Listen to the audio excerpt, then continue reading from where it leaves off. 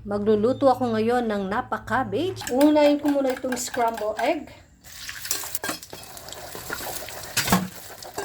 And then set aside. Oy. Lalagay ko na itong carrot.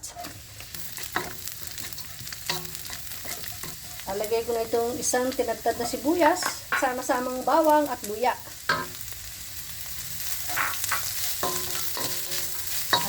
Shredded napa-cabbage. Konting pamintang durog. Then halu-haluin. Halu-haluin hanggang malanta ang gulay. So ayan, nalantanin ko na, ilalagay ko na itong itlog.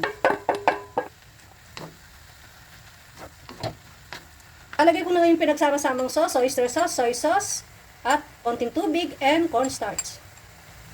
Buhos na natin, yan. Magtik. O lumako.